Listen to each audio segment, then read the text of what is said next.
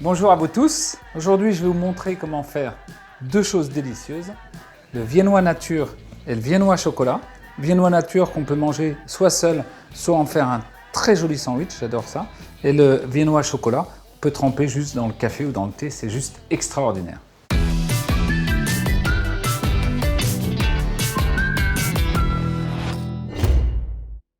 Voici le matériel dont nous avons besoin pour la recette. Le petit batteur, coupe-pâte, corne, pinceau, la signature du boulanger, lame de rasoir et bien sûr le thermomètre, très important de prendre les températures des pâtes, avoir toujours des pâtes autour de 24 degrés. Voici les ingrédients pour notre recette du jour. 500 g de farine, la levure, 15 à 20 g, 10 g de sel, 70 g de levain naturel, 100 g de beurre, 20 g de poudre de lait, 60 g de sucre, 250 g d'eau. Ça c'est pour les petits gourmands. À la fin du pétrissage, vous pouvez rajouter des drops de chocolat. On commence par mettre d'abord le liquide, l'eau, la levure, si on ne la mélange pas avec le sel, le levain, ça tous les liquides seront dedans, la poudre de lait, la farine. On monte le batteur et on démarre en première. Je peux mettre mon sucre, le sel, au fur et à mesure que ça mélange. Donc là, il faut une dizaine de minutes à une vitesse semi-rapide pour pouvoir pétrir la pâte. Une fois que la pâte est pétrie, à peu près bien mélangée, on va rajouter notre beurre. Et là, on va le laisser bien s'incorporer. On oxygène un peu la pâte et après, elle est finie, elle est pétrie.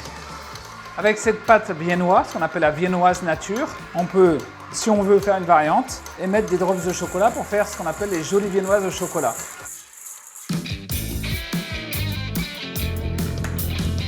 Regardez, ici on a nos deux pâtes, la viennoise nature et la viennoise chocolat. Elles ont pointé pendant une petite heure. Et maintenant, vous voyez, quand je touche la pâte, elle est chargée de gaz, vous voyez, et tous ces gaz, il faut qu'on commence à les faire partir. On va les renouveler. Coupez votre pâton en deux. Je vais faire ce qu'on appelle des boudins, et on coupe des morceaux de 120 g. Voilà, si vous n'avez pas trop l'habitude, vous prenez une balance. Même chose pour la nature. Petit boudin, vous voyez, je mets juste en forme ma pâte, comme un petit bâton, et je les coupe pareil. 120 g. Une fois qu'on a fait ça, on va les bouler.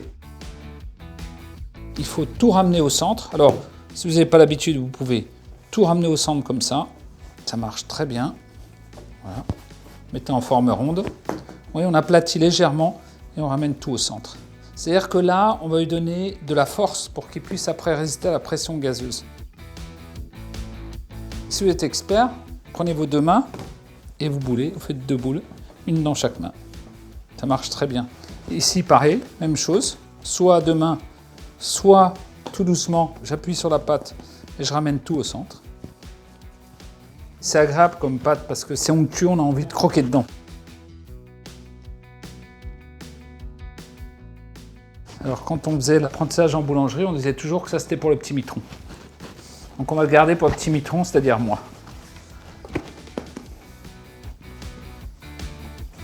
Voilà. Une fois qu'on a boulé la pâte, on la laisse poser pendant une demi-heure et on va la façonner d'une façon définitive. Regardez, je vous ai emmené ma grande plaque de boulanger viennois. C'est ce qu'on appelle une plaque à viennoise en vrai.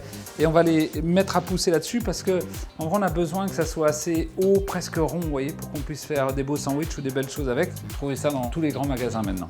Je mets une petite feuille de papier pour ne pas avoir à graisser la plaque. Si je ne veux pas mettre la feuille de papier, vous graissez la plaque avec un peu de beurre. Alors, viennoise chocolat, je commence. On étale la pâte. Alors, je vais ramener tous les morceaux de la pâte vers moi en soudant la pâte. Vous voyez, je l'ai soudé avec mes doigts. Et là, je vais l'allonger tout doucement. L'idée, c'est de ne pas reprendre 50 fois la pâte. Il faut essayer de l'allonger en une fois pour ne pas trop s'amuser avec parce que ça la détruit. Ma soudure est en haut. Je vais la mettre en bas.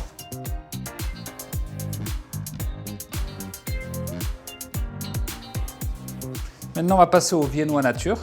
J'adore ce pain. Vous savez qu'avant, à Paris, début du siècle, on prenait de la pâte baguette, on rajoutait juste dedans un peu de poudre à lait et un peu de sucre et on faisait ce qu'on appelle le pain de gruau. C'est la même chose.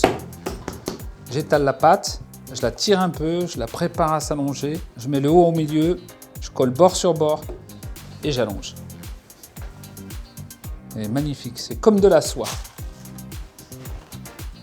Étalé, milieu, bord à bord et j'allonge.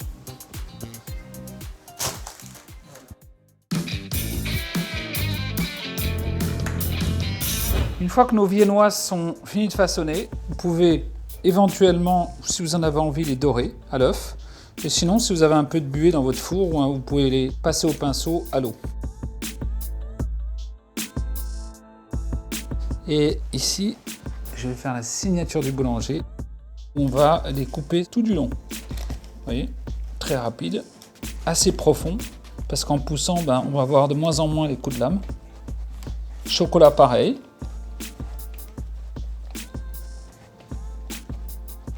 Et maintenant, ça va pousser pendant un petit 2 heures. Vous voyez, le pain c'est bien écarté, viennois nature au chocolat. Et ils sont prêts à être mis au four, 200 degrés, 20 minutes, peut-être 21 minutes si vous l'aimez bien cuit. Et ça sera juste parfait à déguster. Voici le résultat de notre travail. Regardez ces viennoises, elles sont appétissantes, sont bien lamées. Vous voyez, la dorure, elle nous a donné une couleur un peu différente. Ça va être du jaune clair au marron.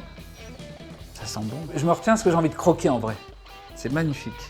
Et les viennoises chocolat, regardez, pareil, même chose, vous voyez, les mêmes coupes, les mêmes couleurs, mais on a en plus ces petites pépites de chocolat. Moi, ça me rappelle des souvenirs d'enfance.